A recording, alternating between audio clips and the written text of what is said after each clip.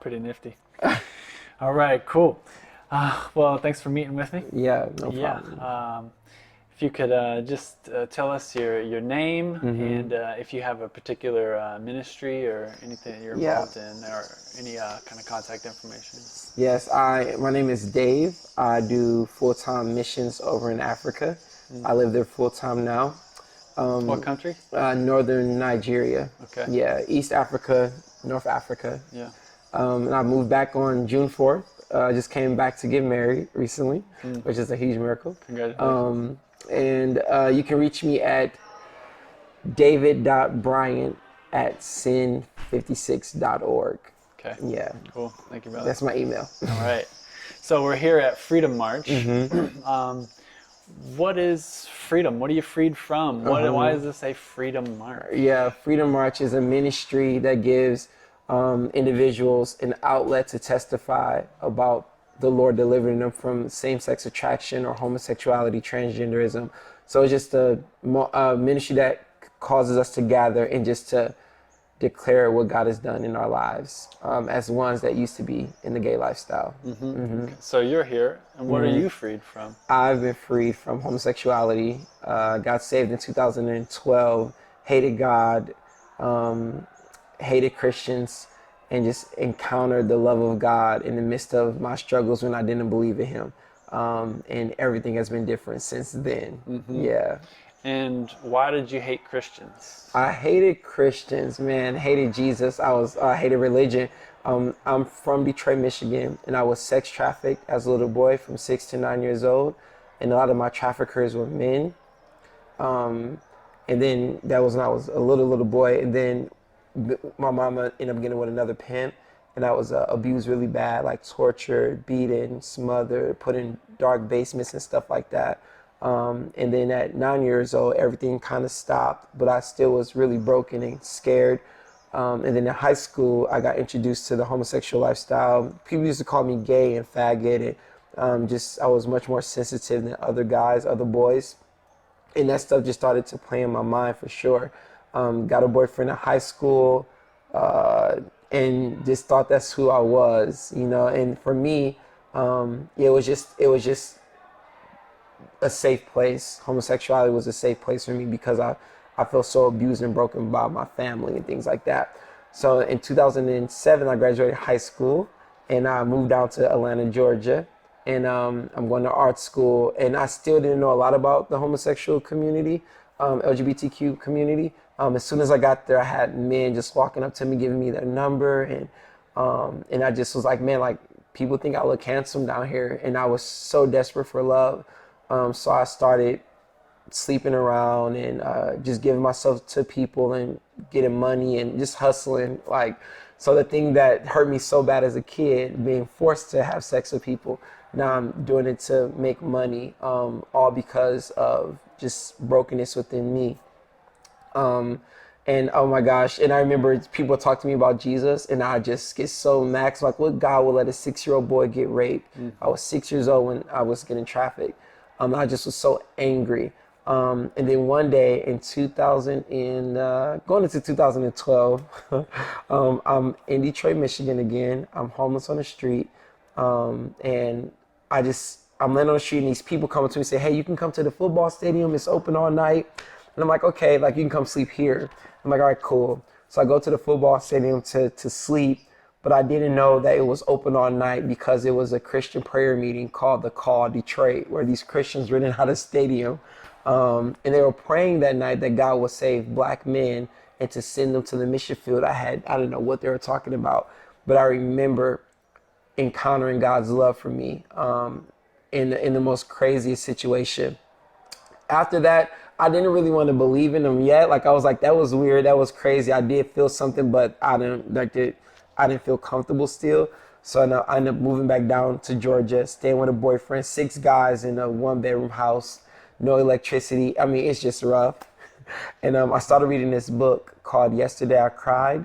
And it was a book about a lady who was sexually abused, but learned how to forgive her abusers through her relationship with God. And I was just like, this can't be true. Like, how can I ever forgive the man that took my innocence, or my mom who was prostituting her kids? Like, how could I? and I'm at this lake while I'm reading this book, and it is thunderstorming. Like, it is raining so heavy.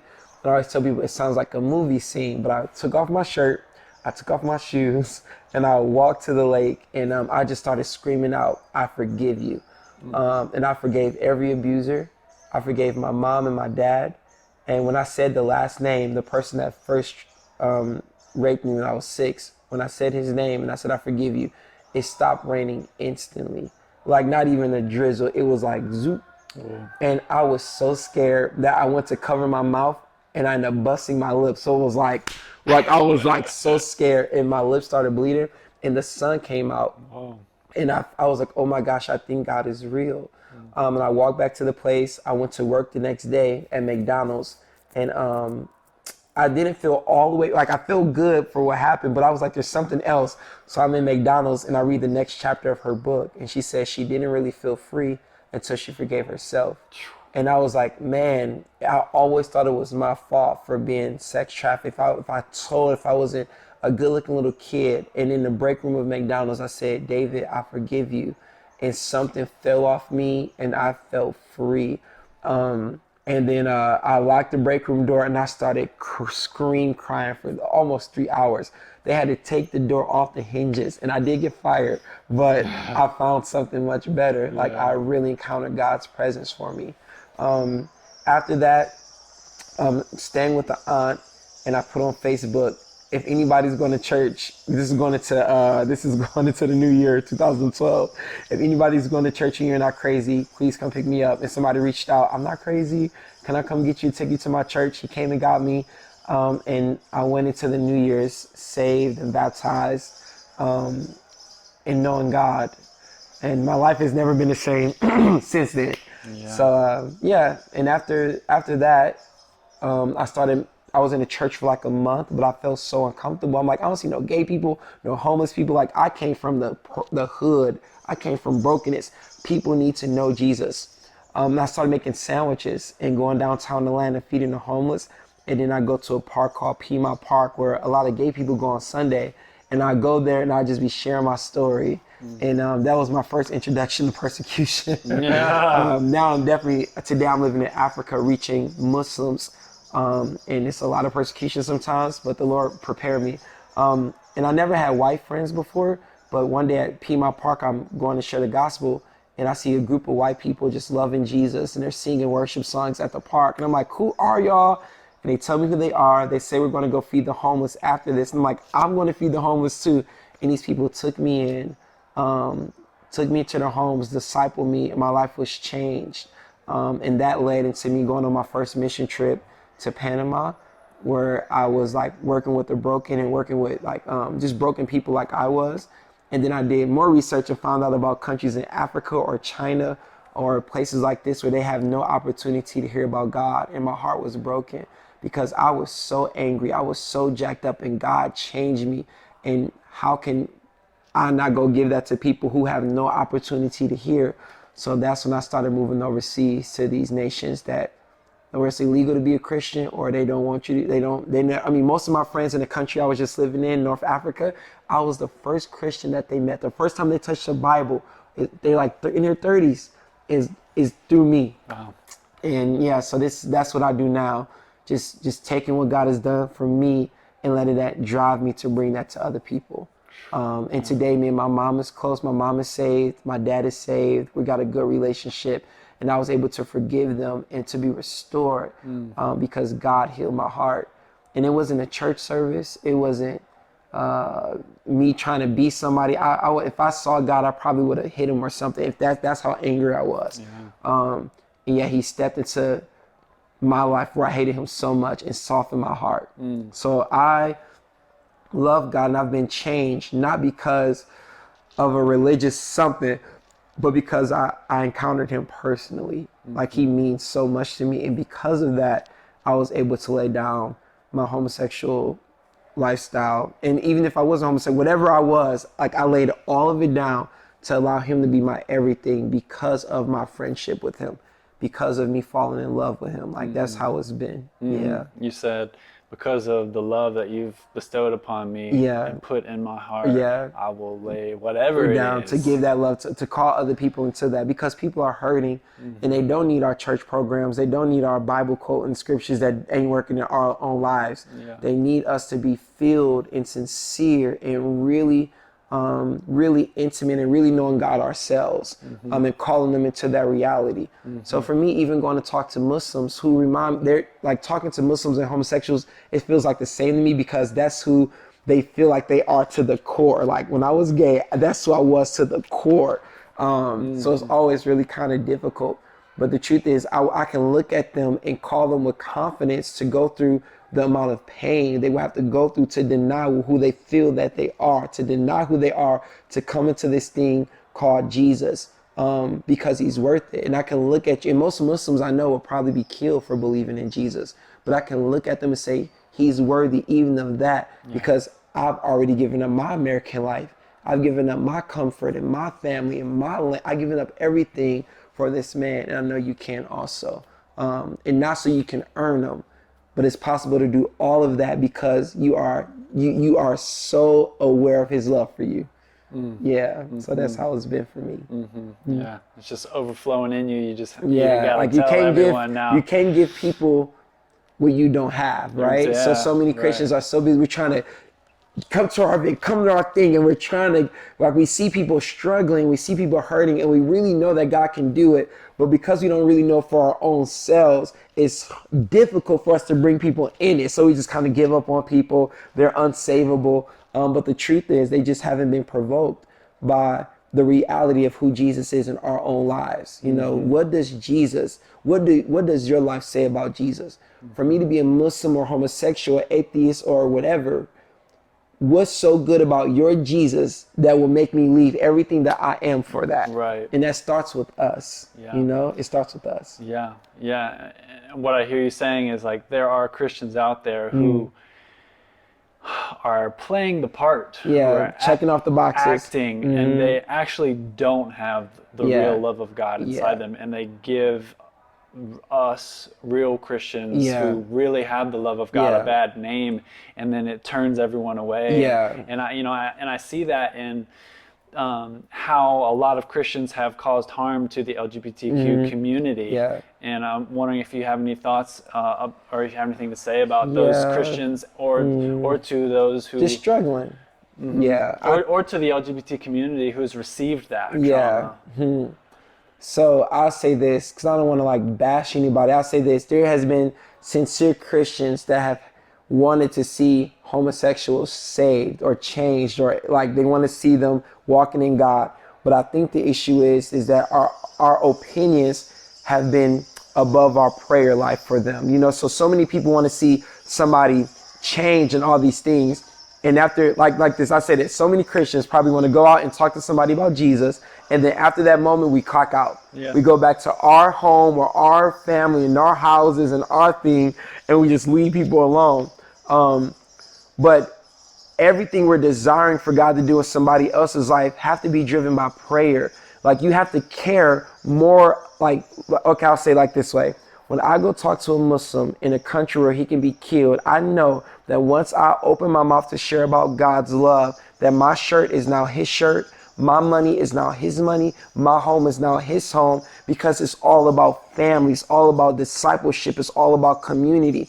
And I think a lot of the issue is a lot of Christians have had issues with sin, but we haven't had issues with sin enough to the point where we'll lay down our lives to see one person walk out their freedom, because we're intentionally building our lives, sitting them at our dinner table, having fellowship with them, not just this, hey, come meet up with me, talk about Jesus. I'm talking about like laying your life down to be relational with these people. So I'll say a lot of Christians they're not wrong for wanting to see people walk in what God has for them, but I think it's wrong that we've been wanting to see people do that as long as it doesn't cost us anything, right? Ooh. So it's like, I want to see you walk free from homosexuality, but I don't want you wearing high heels as a man, right? We're so busy trying to change people's outward situation or circumstance versus being long suffering with them until God gives them that change, which is messy and difficult. If a man walks into a church right now with high heels, everybody will start trying to get him to stop wearing high heels. And now he's stopped, and now he's on the down low and still struggling, but at least he looks good, which makes our church looks good, which, instead of saying, you know what, you're going to wear those high heels, and when you take them off, it's going to be because Jesus did something through me and your relationship. And I don't care who looks at me, stares at me, I'm going to lay my life down for you. Yeah. So I think that's the first thing Christians have to want to see transformation beyond just our opinions and trying to force somebody to change on the outside, which means you have to be more intentional, right? And then for LGBTQ people that have been hurt by the church, I'll just say that I'm sorry. Like, I was gay, I was in it, but man, I encountered God's love and from him and from his people, and that has changed everything for me. So I'm sorry that broken people offended you. I'm sorry that broken people mistreated you, but don't allow the brokenness of people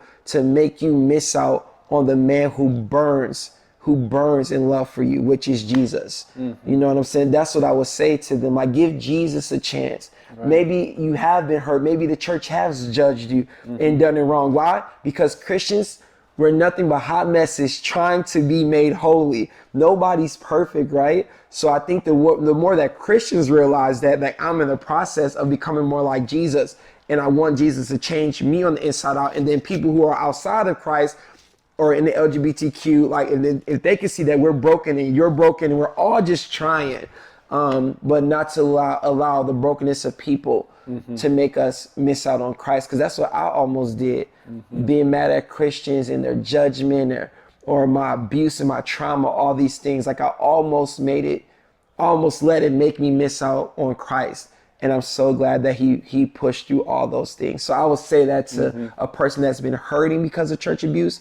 I'll say this: instead of letting a church that has jacked you up make you miss out on Christ, what if you change it? What if you be the real deal yourself, and then you start to, like, if they're doing it wrong, you do it right.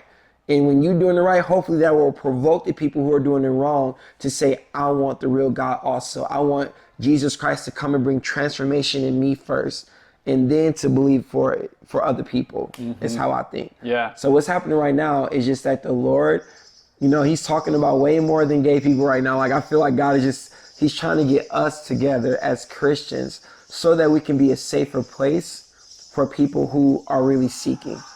Because the place that we should be the safest, but it feels like we cause the most wounds and trauma a lot of times because we're so busy trying to do for God and judge a homosexual or trying to get them. We're so busy trying to do ministry with people instead of saying, God, there's things inside of me that don't really submit to you. So you can be in your process as a heterosexual Christian who are struggling with things behind closed doors. But because a homosexual person is so loud with theirs, you're so busy thinking that theirs are worse. Like, it starts with you. It starts with us changing the things in our secret places to believe for somebody to come in. Yeah. And I hope that all makes sense. It does. Yeah. Last thing, what do you have to say to individuals who are in the LGBTQ community, who identify as LGBT, who are looking on to your story, and this movement of, coming to, I was going to say renouncing homosexuality, and I don't know if that is even the right phrase. I heard you say earlier, it's not about gay to straight, it's about gay to son of God. Yeah, that's what happened with me. Yeah. And what do you is there anything that you want to say to maybe people who are curious or maybe a little skeptical? Yeah, I say that again, like, I did not go from gay to straight. I went from gay to being a son of God, to being loved, to being a disciple. Like, I still struggle with same-sex attraction today, not married, I still am in my process, and I probably will struggle with this until the day I die. But I have joy and hope because I know that when this is all said and done, I'll be in eternity, in eternal peace in heaven with my God. So right now, for the person for me is this: when I was gay, it was driven by a lot of trauma. It was driven by a lot of lust. Like, I just really wanted sex with men. That's all I knew. That's all I wanted. And when I sat back and I said, man, when I'm with God, I don't wake up with a hangover. I don't wake up feeling guilty or dirty. I don't wake up feeling like there's more. Like, I feel complete But when I go sleep around with different men and things like that, and I'm doing drugs and I'm just kind of living my own life for myself, I just always left it feeling more empty. So I would say this, actually see your heart, actually see your motive. Like for me, I never wanted to marry a man.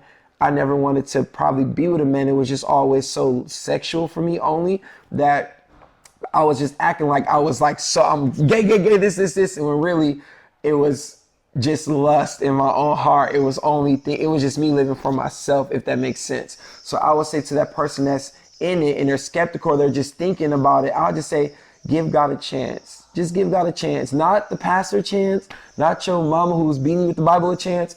Just give God a chance. Not religion, none of that. Not church, none of it. Like, I know guys that were transsexuals and now they're married with families. And the number one thing that I heard them all say, if it wasn't for praying parents and personal encounters with God, they'd still be living for themselves. And now I say the same thing, like, get real and just say, God, if you're real, if your way is better, if this is true, show me.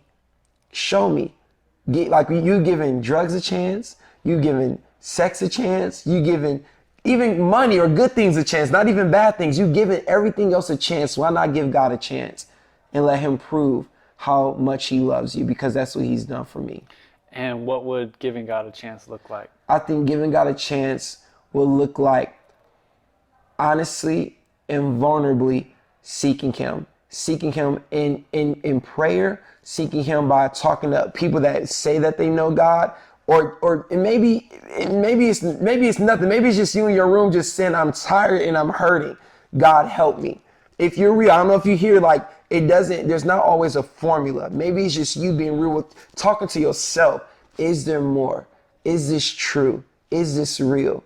And then following those feelings until it leads you to something that's powerful. Yeah, that's what I say. Yeah, all right. Thank you. Mm-hmm. Okay, so again, if you could just share your name and your ministry or contact info for everyone listening. I'm Dave. Yeah. Me and my wife will be moving to Africa in June. Yeah. So be praying for us. And my email address is david.bryant@sin56.org. Okay, and if people are inspired to reach out to you, is it cool if they just... Yeah, just email me. Okay. Yeah. Cool. All right. Yeah. Thank you, brother. Thank you. Yeah. You're awesome. Yeah, you too.